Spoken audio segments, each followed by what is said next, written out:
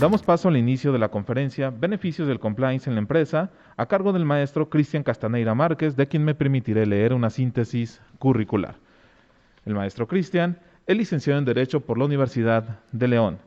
Cuenta con una especialidad en Notaría Pública por la Universidad de Guanajuato. Además, con una maestría en Derecho Corporativo por la Universidad del Valle de Atemajac. De igual manera, cuenta con una especialidad en Derecho Procesal Civil y Mercantil por la Universidad de La Salle. Asimismo, cuenta con una certificación de competencia por parte del Consejo Nacional de Normalización y Certificación de Competencias Laborales, CONOCER, de la Secretaría de Educación Pública, bajo el estándar de calidad de la norma técnica de competencia laboral, prestación de servicios de consultoría en gestión organizacional. Dentro de su desarrollo laboral podemos destacar, fue defensor penal especializado en mediación y justicia terapéutica de la Defensoría Pública de la Secretaría de Gobierno. De igual manera, coordinador jurídico de inversiones y asociaciones en la Subprocuraduría Fiscal de Consultoría y Normatividad de la Procuraduría Fiscal del Estado de Guanajuato. Sin más preámbulo, cedo el uso de la voz. Maestro Cristian Castaneira, bienvenido.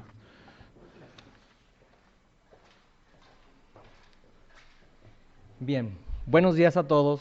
Gracias por la invitación al tribunal. Gracias a los magistrados por este momento. Es muy importante. A los doctores, les agradezco por ahí compartir el conocimiento. Y bueno, sin más preámbulo, ¿cómo lo voy a olvidar? Era el 18 de octubre del 2001.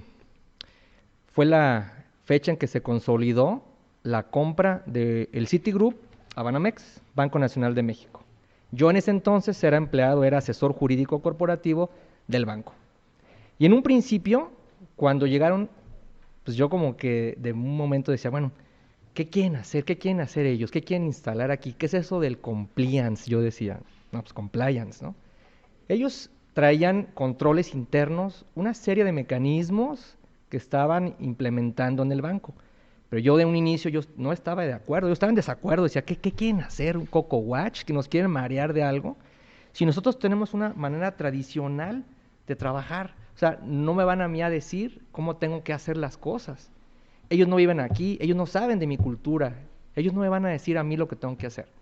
De pronto decía, pues si nosotros tenemos muchos beneficios en la empresa, por ejemplo, en las comidas navideñas y en las cenas, los despachos externos nos invitaban, nos daban regalos.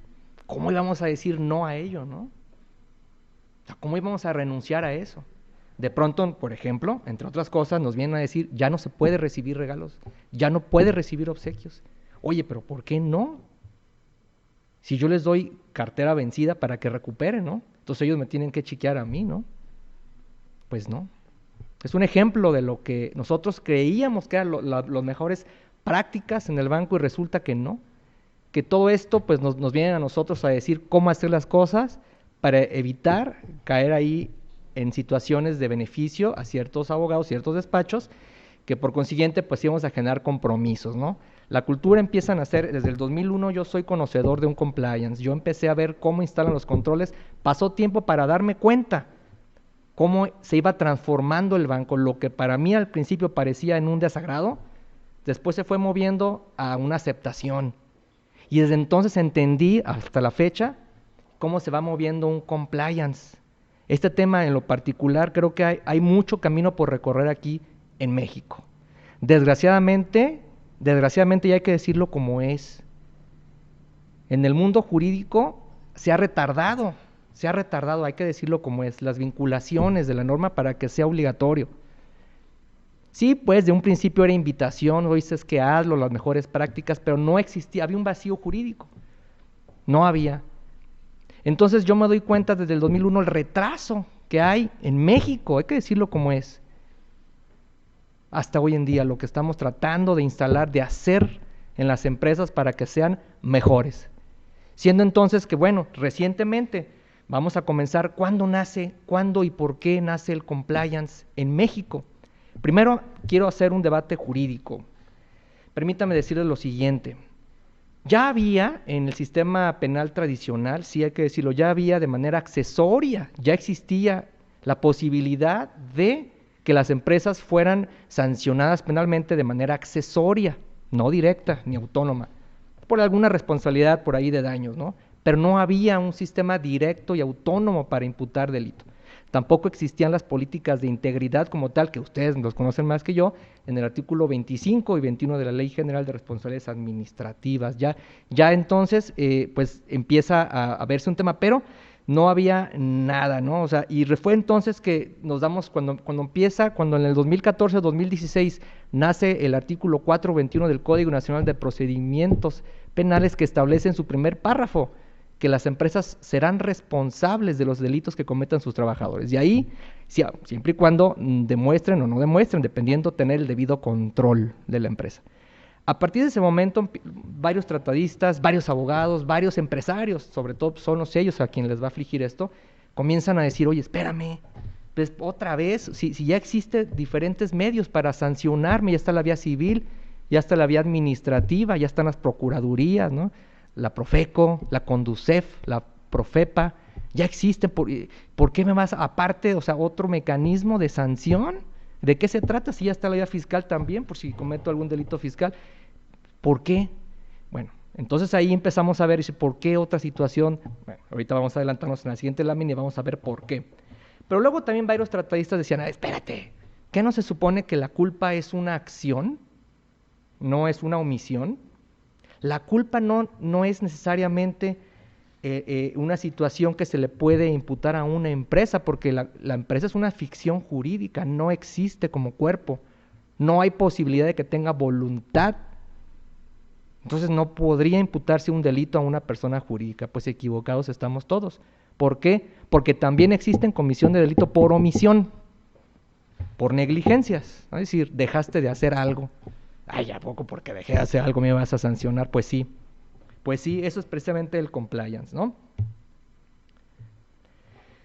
Vamos entonces a ver de dónde viene todo esto. Pues México forma parte de 3 convenciones internacionales de la ONU.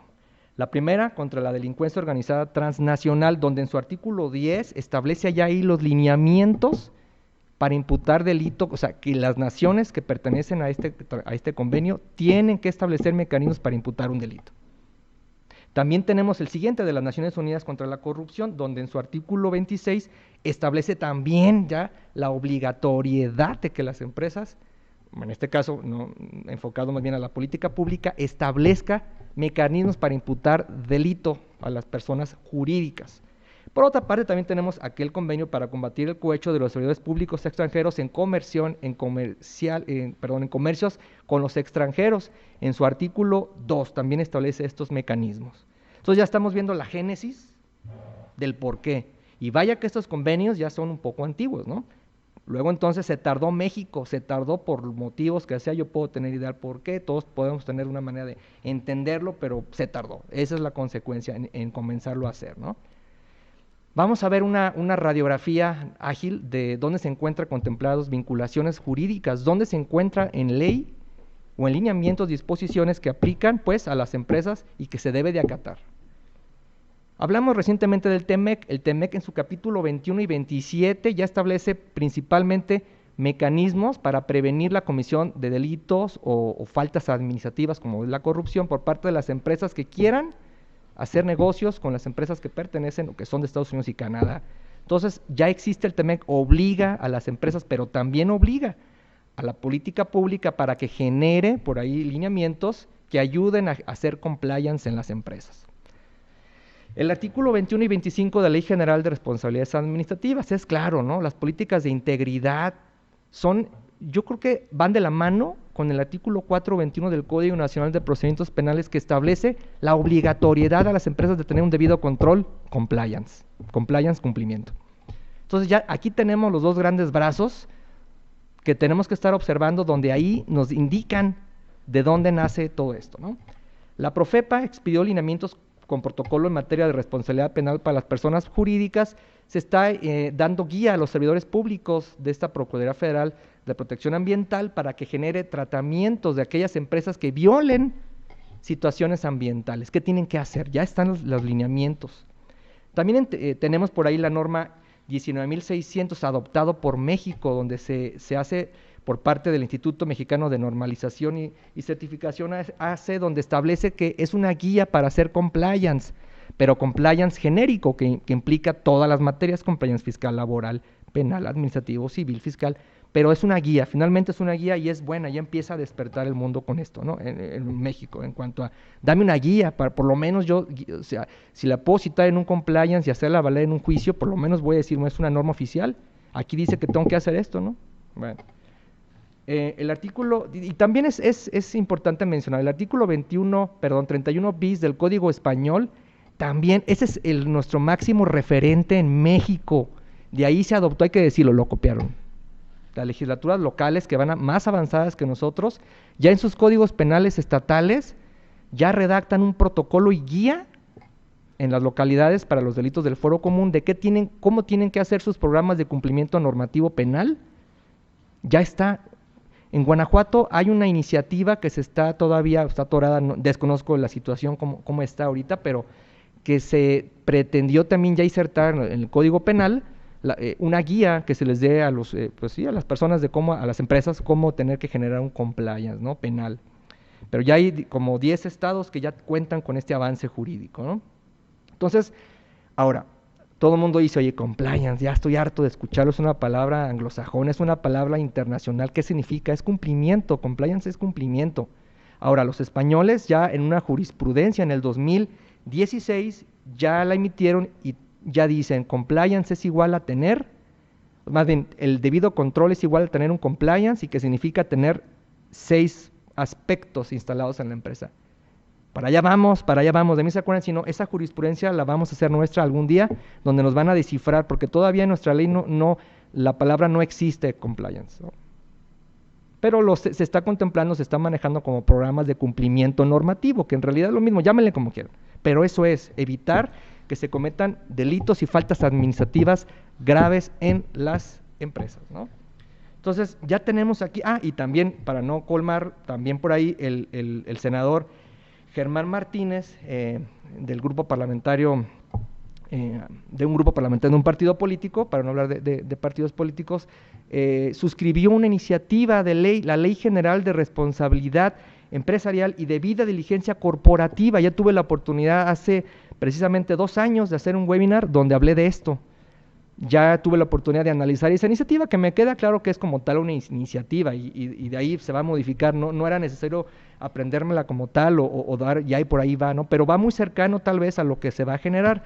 En esa iniciativa se pretende generar una ley para establecer controles en las empresas, derechos humanos, que eso es lo fundamental ahorita, respetar los derechos laborales. El tema de la ecología ahí también se contempla, y también todo lo que tiene que ver contra la corrupción. Son los grandes 4 pilares de esa iniciativa que si se convierte en ley, se va a generar además, o sea, registros públicos, fíjense ustedes, registros públicos para inscribir códigos de ética y protocolos de actuación para prevenir conductas en el desarrollo en este caso de los accionistas, ¿no? Su comportamiento, ¿no? Todo esto pues está todavía cociéndose en la estufa, no sabemos cómo va a terminar, le estoy dando seguimiento. Pero de llegar a emitirse ley, pues vienen cambios importantes, además de lo que ya se ha hablado, ¿no? Ok, con el artículo 421 del Código Nacional de Procedimientos Penales, donde se establece que los empresarios responderán de los delitos que cometan sus empleados, sus trabajadores, por las negligencias o por no tener un debido control, nace estas obligaciones, ya de en sí por nacer este artículo. Las empresas se convierten, los empresarios, en garantes patrimoniales de las negligencias, de los daños, de la reparación del daño. Bueno, un empresario tuve la oportunidad de hablar con él, entre varios, me dice, oye, espérame, yo qué voy a andar, pues porque voy a responder de algo que yo no hice. ¿Por qué me van a culpar a mí de algo que yo no generé? Yo no quise que el trabajador o la trabajadora cometiera esta acción. Bueno, precisamente por eso se habla del debido control. ¿Qué hiciste para impedir sucediera?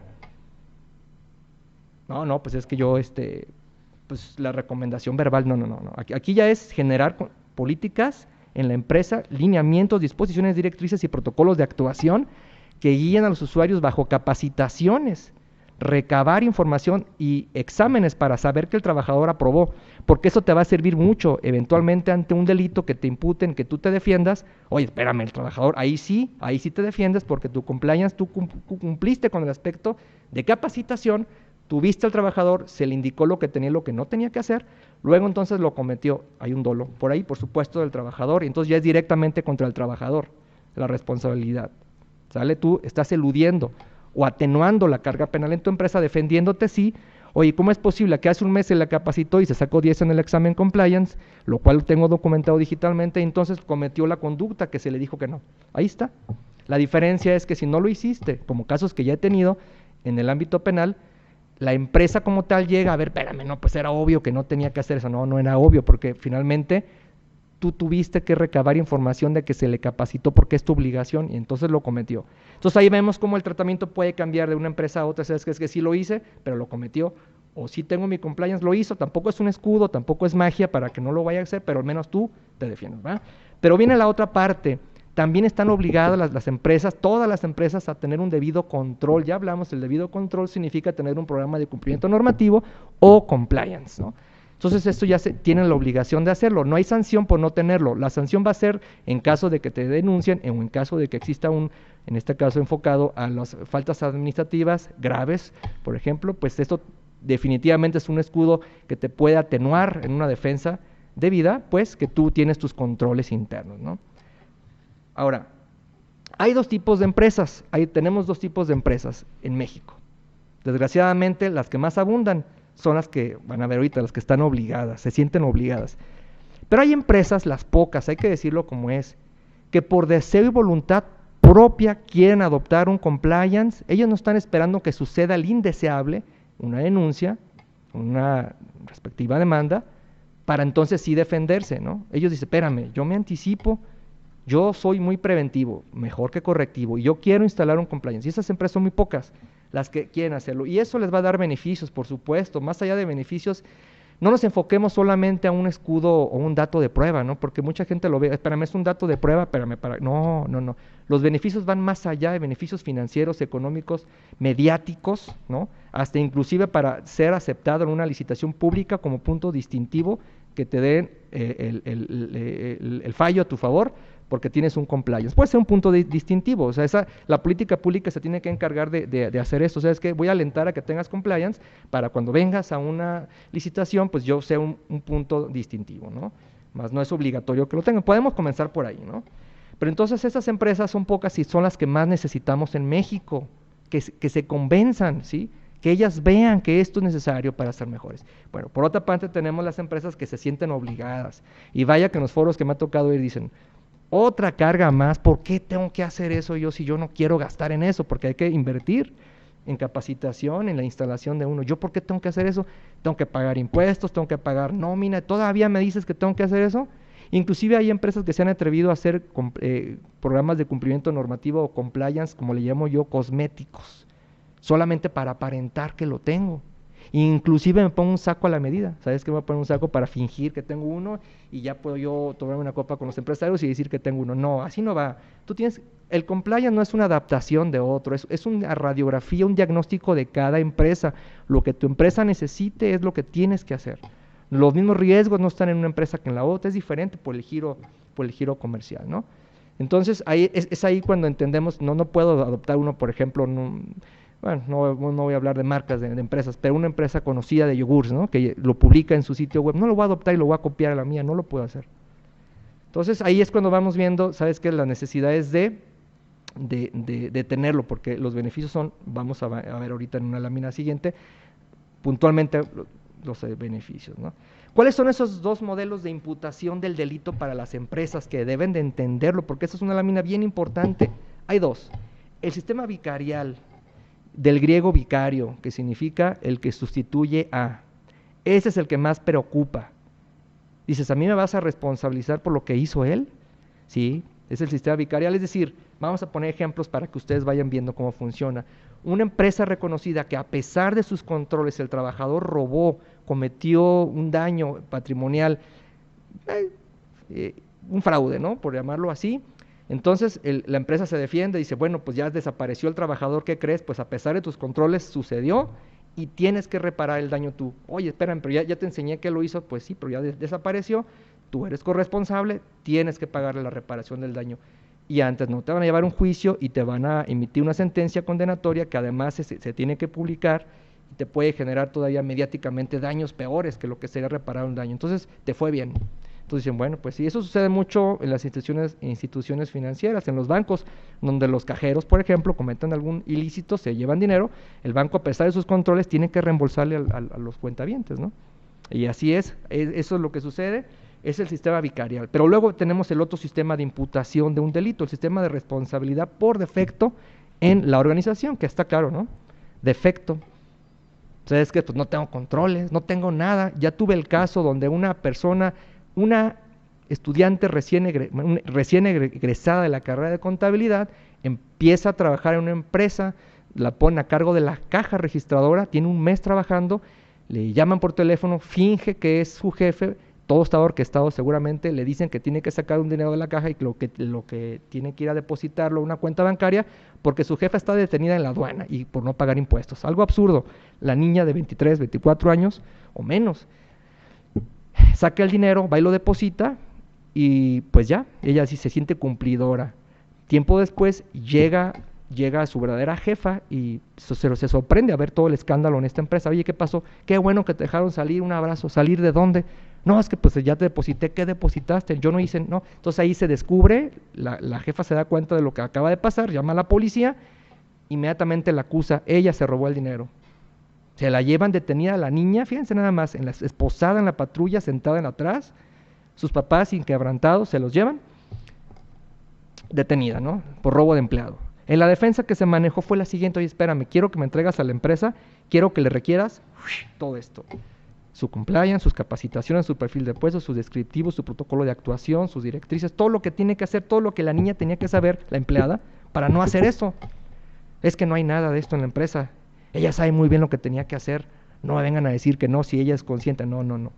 La dejaron salir inmediatamente. ¿Sabes qué? Es que ella cometió un error, es un atenuante. Sí, cometió un error, ella consideró que estaba haciendo lo correcto y fuera. Diferente hubiese sido que se lo hubiese capacitado de todo esto. Por ejemplo, ante una llamada así, tienes que llamar a tu supervisor, atiende la llamada, yo no estoy capacitada para atender esa llamada. Y si ella lo hubiera hecho directamente, la responsable es ella ante un dolo, ¿no? Eventual, porque ella sabía lo que tenía que hacer y no lo hizo. Luego entonces sí puede ser culpable. Entonces ya vamos viendo cómo sí funciona un compliance. Como ese ejemplo hay muchísimos, ¿no? Donde en este caso los tribunales o los ministerios públicos, etcétera, etcétera, te van a solicitar información para entender que tú hiciste lo correcto y por defecto o no puedes tener responsabilidad, ¿no? Bueno, las sanciones existen, es el artículo 422 del Código Nacional de Procedimientos Penales establece un catálogo de sanciones que va dependiendo de la gravedad, ¿no? Para las empresas, dependiendo de lo que hayas hecho, la gravedad de tu intención. No es lo mismo lo que puse ahorita de ejemplo en un banco donde se depositó automáticamente el empleado, se dio su finiquito y se fue, desapareció, a pesar de tus controles, no te voy a emitir una sanción más que reparar el daño. Luego entonces, a diferencia sería, por ejemplo, una empresa irresponsable que emita contaminantes a un río y luego ahí se contamina todo, entonces el daño impactante es diferente. Ahí sí puede haber hasta, las sanciones pueden llegar hasta el cierre de una empresa, la disolución, liquidación, la publicación de la sentencia, reparación del daño, o inclusive en ciertos casos, a lo mejor de tu objeto social te voy a desaparecer esa actividad, ya no vas a poder vender ese producto. Oye, espérame, era mi producto estrella, ya no puedes.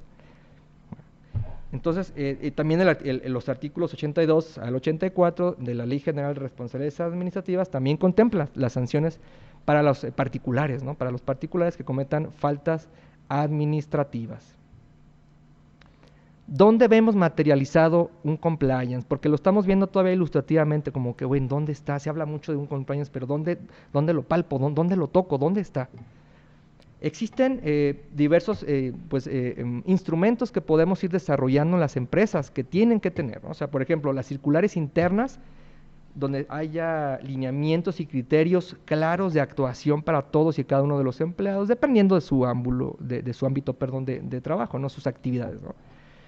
Normatividad institucional. Yo me acuerdo muy bien en el banco todo esto, había una página web que tenías la normatividad institucional en el banco y era muy padre analizar, era tu ley, o sea, realmente ahí te decía todo, estaba a tu alcance. Fíjense, desde el 2002, 2001, a finales del 2001 fue cuando se comenzó a hacer todo esto y era muy padre saber ahí, tú tenías que atender ahí lo que te decía, ¿no?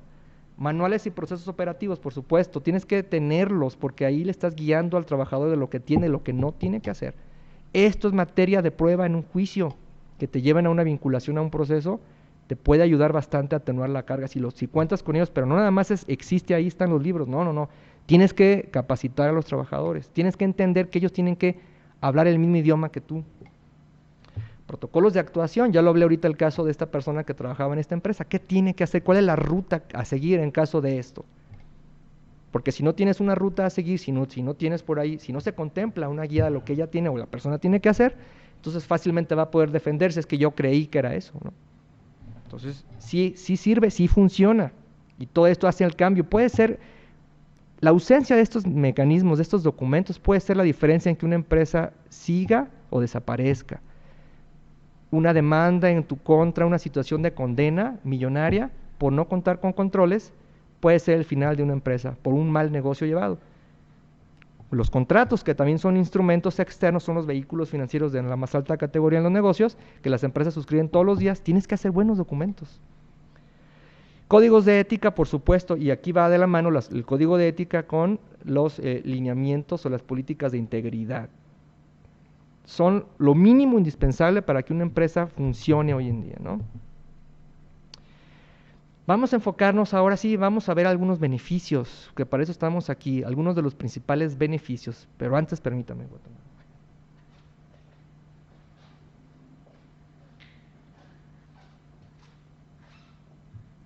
Bueno, ¿cuáles son esos principales beneficios?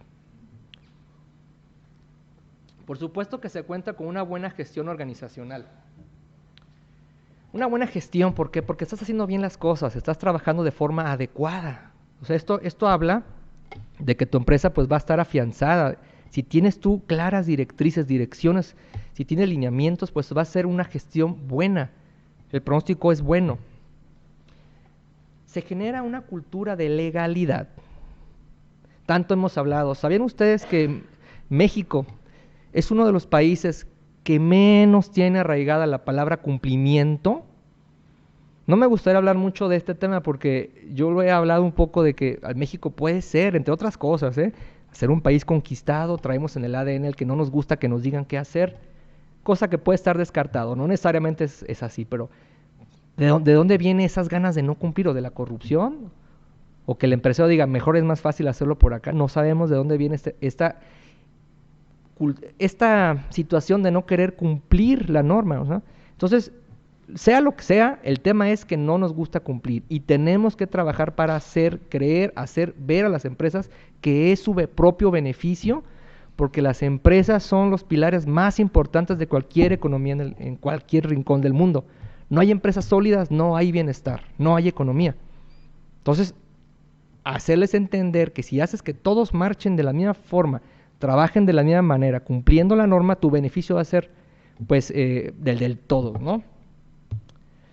Fortalece la identidad entre el personal que configura la empresa. Les voy a decir algo, me tocó dar hay que decirlo, estuve en el G100, varias empresas que se agruparon, que abrieron curso en La Salle, me invitan a dar esta plática, y la verdad es que eran empresas transnacionales, la mayoría de ellas. Entonces, para mí era sorprendente de pronto un tema que yo creía que para ellos era tan, bueno, no creía, pensaba que por casualidad iba a ser nuevo, pues no, ellos ya hablaban del compliance hasta mejor que uno.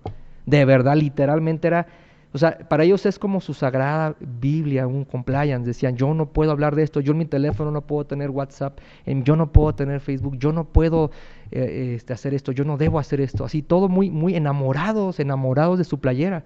Iban con su playera de las marcas llanteras más importantes del mundo, de las armadoras de autos, todos iban muy contentos, así. Decían, es que al hablar de compliance yo me siento como en casa.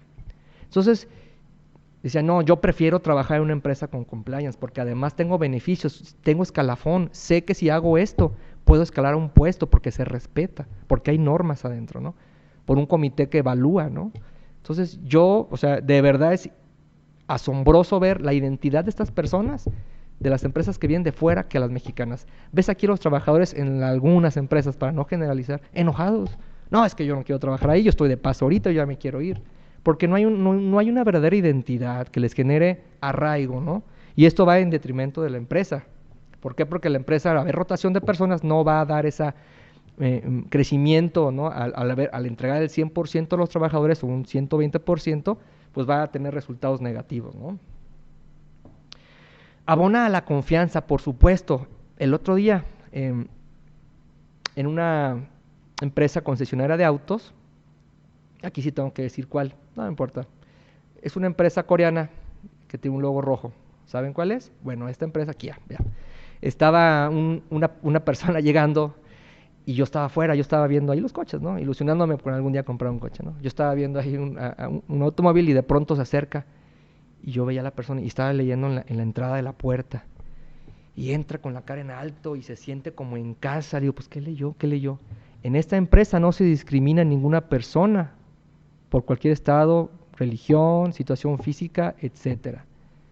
La persona entró, y hay que decirlo, la persona a lo mejor no era muy beneficiada físicamente, ¿no? Pero la persona entró, aquí sí puedo, eso es compliance, porque a final de cuentas te conviene, aparte de que cumplas las normas, pero además estás beneficiándote porque esa persona es muy probable que te compre un coche a ti que vaya a otra empresa, porque se siente y se identifica con tu empresa, ¿no? Entonces, sí hay beneficios mediáticos, por supuesto, como a clientes, hay que decirlo, hay clientes que ya se dan el lujo de elegir con qué empresa trabajan. A ver, yo te vendo siempre y cuando me demuestres que tienes controles, que tienes esto y lo otro, ¿no? No, o sea, es que pues no te vendo a ti, ¿no? O sea, hasta ese punto ha llegado, ¿no? Distinguir entre clientes, los beneficios, los proveedores, socios que tienen los capitalistas que van a buscar esas empresas. Yo no voy a invertir en una empresa que no tiene controles internos, porque está en riesgo mi dinero. Yo necesito irme a esas empresas. Yo necesito tener certidumbre de mi dinero, ¿no? Entonces, sí abona la confianza, claro, hacer negocios con los prestadores de servicios. Oye, voy a hacer un contrato, un joint venture, voy a ir con esta empresa porque quiero invertir, quiero hacer negocio. Voy a preferir las que lo tienen, ¿no? O un contrato en asociación en participación, por supuesto, a lo mejor me da fianza, me da confianza, mejor dicho, me dan ganas de ir contigo porque tienes integridad, porque tienes compliance, ¿no? Entonces sí abona, por supuesto que abona y da mucha confianza mediáticamente, ¿no? Y hablando de la política pública, yo les digo a ustedes que son los que resuelven, una empresa que tú llevas a juicio, que llevas a resolver determinada situación, si tú ves dentro de su defensa que a lo mejor son datos de prueba, que a lo mejor ni siquiera están basados en una norma jurídica, sino en usos internacionales, en reglas ISO, como lo hablamos hace un momento, pero te demuestro, y espérame, yo te demuestro todo el trabajo que he hecho, he adoptado hasta doctrina, criterios internacionales, la jurisprudencia española, ya adopté todo lo que me dijeron mis abogados y mis administradores de negocios, y aún así sucedió esto. ¿Qué dirían de una empresa que no tiene nada? Bueno, ahí hay votos a favor. Ya estuve platicando con varios jueces penales, les ponía el ejemplo, me dice, es que además me dice, mira, el hecho de que no sea vinculatorio porque no esté en la ley con claridad que debe tener un compliance, pero para mí, como juez, estoy obligado a observar todo. Y en un conjunto de elementos yo tengo que tomar una decisión y para mí, inclusive sin ser vinculatorio, sí lo baso y lo voy a nombrar en mi sentencia, el por qué sí o por qué no. Entonces sí sirve, claro, que dice, yo sí doy a favor a alguien que me demuestre que tenga el debido control, claro. Genera credibilidad y prestigio en la organización, por supuesto, una credibilidad en el entorno. No es lo mismo una empresa que va a ir, ya lo hablamos un momento, a una licitación pública que tenga un compliance, porque tal vez si se requiere en las bases, en la licitación que van a lanzar, como un punto distintivo, tal vez te pueda hacer beneficio para ti. Sabes que como va a ser un contrato abierto, va a ser un contrato que debemos estar trabajando bastante tiempo, prefiero por su arraigo una empresa que tenga esto, ¿no? Armoniza la actuación de los empleados en la empresa. Hoy en día hay perfiles, los grandes perfiles laborales que cotizan en las bolsas de trabajo, que se dan el lujo inclusive de trabajar en las empresas que tienen o no. Son grandes talentos, y esas que yo prefiero irme a trabajar acá. Tengo dos ofertas, pero no, me pagan más acá, pero no tengo certeza de que esta empresa vaya a tener como lo que yo necesito, un afianzamiento. Yo necesito que una empresa me dé pertenencia y que yo sepa que voy a crecer en la empresa. Entonces los grandes perfiles laborales también se están yendo a esta clase de empresas, ¿no? Genera ahorro y esfuerzos, hay que decirlo como es, en los humanos. En la contratación, al no haber tanta rotación, genera ahorros por parte de las empresas, certeza en cuanto a los procesos, porque la continuidad de los procesos te va a dar a ti elementos para avanzar y ser más sustentable, ¿no? Minimiza riesgos, pues se identifica situaciones sensibles. Este es un punto bien importante. Minimiza los riesgos. Un compliance, para que sea efectivo, primero viene un diagnóstico, que son los 11 pasos para hacer un compliance. En otra ocasión que me invitan, podemos exponer cuáles son los 11 pasos para hacer un compliance. Pero uno de los pasos, el segundo es identificación de riesgos. A ver, no voy a ir a hacer uno sin saber cuáles son tus riesgos. Permíteme entrar en tu empresa, déjame analizar en el campo qué sucede con mi equipo de trabajo, dónde vemos riesgo que puede detonarse una situación que te puede hacer cometer un delito. Ejemplo, ya tuvimos el caso de un hospital en León, donde este hospital, por desconocimiento, porque no le dijeron, desechaba sus residuos biológicos a la alcantarilla superficial. Quitado de la pena, dice, es que yo no sabía. Se le descubre, imagínate, por parte de Zapal, la sanción es que tienes que tener doble profundidad para esos desechos. Yo no sabía. Las sanciones, o sea, imagínate el tipo de sanciones hasta el cierre de la empresa.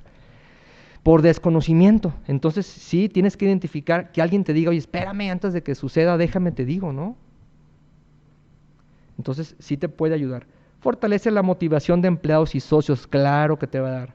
Ahora, hay que decirlo también, una empresa, y lo anticipábamos al principio, que tiene un compliance, no debe verlo como un dato de prueba como tal, que me va a ayudar nada más para efectos de un proceso penal. Eso es uno de las aristas, sí, pero principalmente es tu desempeño económico, financiero que vas a tener en la empresa. Al tener buenos controles es lógico que tu sustentabilidad, tu crecimiento como tal como empresa, pues te va a dar más allá, ¿no?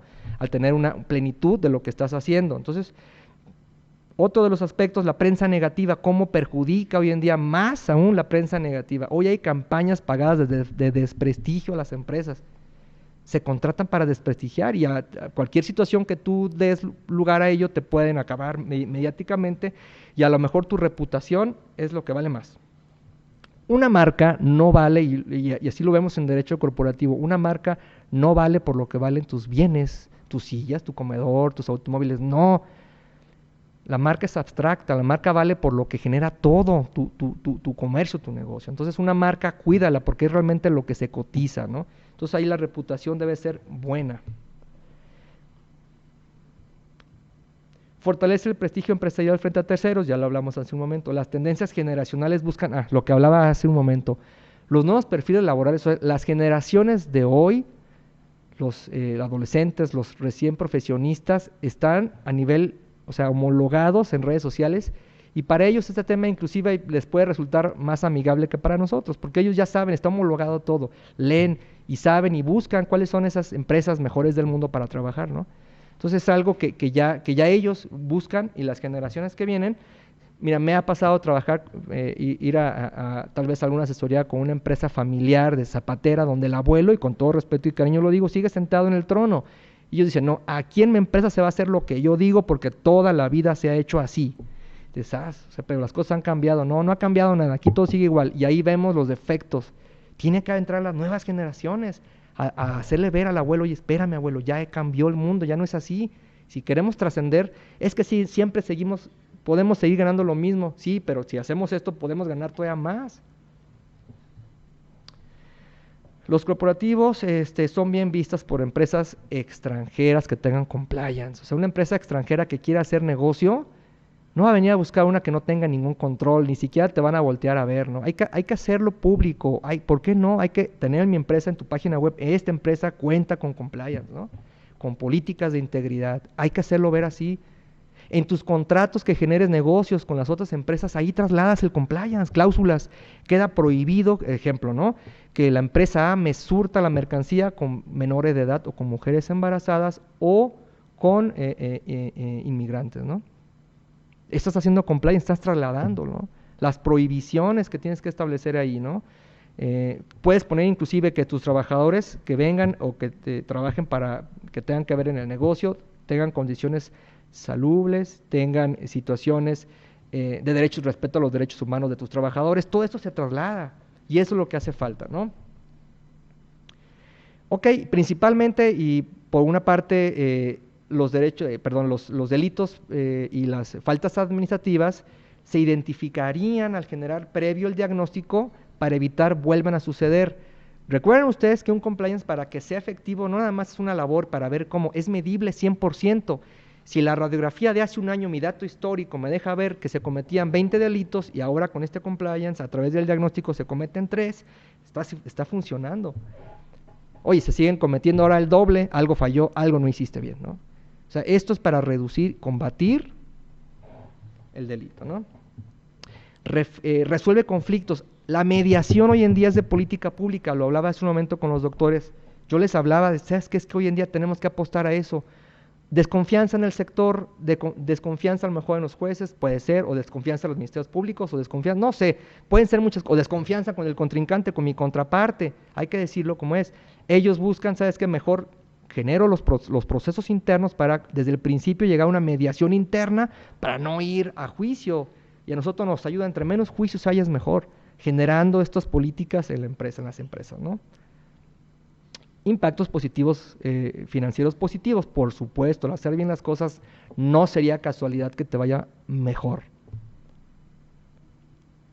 De acuerdo al Código Penal, por el tiempo vamos rápidamente a mencionar cuáles son esos pasos que ya hablan los códigos penales de las diferentes entidades federativas y que Guanajuato todavía está pausada esa iniciativa. Así te establece, tú tienes que tener programas de cumplimiento normativo para identificar las actividades que te pueden hacer cometer algún riesgo penal, adopción de protocolos o procedimientos para en este caso, en las asambleas de socios, establecer por ahí la voluntariedad de los empresarios de quererlo hacer para que se convierta obligatorio. Luego entonces sí, al generar esto, se van a la obligatoriedad de destinar partidas presupuestales para enfocarse a la diseño, contrataciones de despachos, etcétera, para generar un compliance, la capacitación, ¿no? Todo esto tiene que quedar documentado en las actas de asambleas de socios para que se convierta en una obligación como tal, ¿no?